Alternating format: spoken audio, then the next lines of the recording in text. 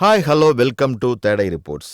இப்போ நம்ம பார்க்க போகிறது தனுஷ், ஸ்ருதிகாசன், பிரபு, பானுப்பிரியா, சிவகார்த்திகேயன், சுந்தர் ராமு மற்றும் பலர் நடிப்பில் வெளிவந்துள்ள 3 படத்தினுடைய திரை விமர்சனத்தை பற்றி தான் பார்க்க போகிறோம்.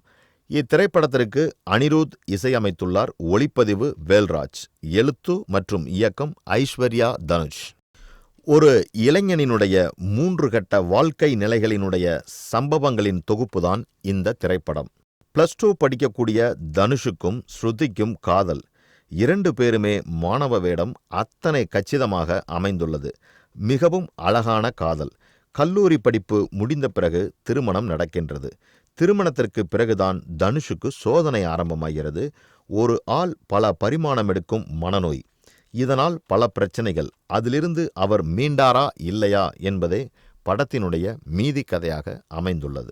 எல்லோரும் ஏகத்துக்கும் ஏற்றிவிட்ட கொலைவெறி பாடலை தாண்டி இந்த படம் மனதில் நிற்பதற்கு காரணம் இளமை துள்ளும் அந்த முதல் பாதிதான். டியூஷன் சென்டரில் ஸ்ருதியை கவர தனுஷ் செய்யும் முயற்சிகள் செம. தனுஷ், ஸ்ருதி திருமணம் நடக்கும் இடம், அந்த திருமணத்தை எதிர்க்கும் ஸ்ருதியினுடைய பெற்றோரிடம் தனுஷ் பேசும் வசனங்கள், அதற்கு ஸ்ருதியினுடைய அம்மா ரோஹிணியினுடைய அடுத்த ரியாக்ஷன் போன்றவை சற்றும் எதிர்பாராத திருப்ப காட்சிகளாகவே படத்திற்கு அமைந்துள்ளது. இத்திரைப்படத்தில் தனுஷ் நடிப்பில் மிரட்டியிருக்கின்றார். இதுவரை பார்க்காத வேறு முகம் அது. அதிலும் மனைவிக்கு தெரியாமல் தன் நோயை மறைக்க அவர் படும் பாடு மிகவும் அற்புதமாக உள்ளது. நடிப்பா இயக்கமா, யார் பெஸ்ட் பெர்ஃபார்மன்ஸ் என்று கணவனுக்கும் மனைவிக்கும் பெரிய போட்டியே நடந்திருக்கும். 7ஆம் அறிவில் எல்கேஜி லெவலுக்கு இருந்த ஸ்ருதிகாசன் இந்த படத்தில் டிகிரி வாங்கிவிட்டது போல் நடிப்பில் திறமையை காட்டியிருக்கின்றார். அவர் அழ ஆரம்பித்தால் நாம் தலை கவிழ வேண்டியுள்ளது, அதை கொஞ்சம் கவனிக்க வேண்டும் என்றே சொல்லும் அளவிற்கு உள்ளது ஸ்ருதிகாசனினுடைய நடிப்பு. இயக்குபவர் மனைவி என்பதையெல்லாம் கண்டுகொள்ளாமல் அநியாயத்திற்கு ஸ்ருதியுடன் நெருக்கம் காட்டியுள்ளார் தனுஷ். இதுதான் அவர் இத்திரைப்படத்தில் கொடுத்துள்ள கெமிஸ்ட்ரியாக கூட இருக்கலாம். சந்தானத்திற்கு போட்டியாக வந்துவிடுவார் போலிருக்கிறது சிவகார்த்திகேயன்.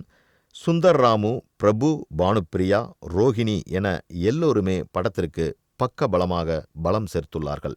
இடைவேளை வரை அழகாக பயணிக்கக்கூடிய படம் தனுஷ் மனநோயாளியாக மாறியதும் பார்வையாளர்களை பொறுமை இழக்க வைக்கின்றது. தனுஷினுடைய இந்த மனநோய் அவருக்கு மட்டும் தெரிந்து மற்ற யாருக்குமே தெரியாமல் போவது எப்படி என்றே நமக்கு புரியவில்லை. மொத்தத்தில் கொலைவெறி 3 திரைப்படம் எப்படி இருக்கின்றது என்று பார்த்தால், இளைஞர்களை சுண்டி இழுக்கக்கூடிய பாடல் காட்சிகளும் சரி, தனுஷினுடைய நடிப்புகளும் சரி, இக்காலத்து 2K கிட்ஸை மிகவும் கவரும் வகையில் எடுத்துள்ளார் மனைவி ஐஸ்வர்யா தனுஷ். அவருக்கு நம்முடைய பாராட்டுக்கள்.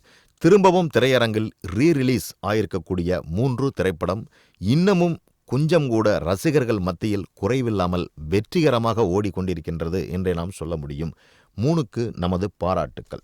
இந்த மாதிரி சினிமா செய்திகளை உடனுக்குடன் தெரிந்து கொள்ள தேடை ரிப்போர்ட்ஸை பாருங்கள். கமெண்ட் பண்ணுங்கள், லைக் பண்ணுங்கள், சப்ஸ்கிரைப் பண்ணுங்கள், ஷேர் பண்ணுங்கள்.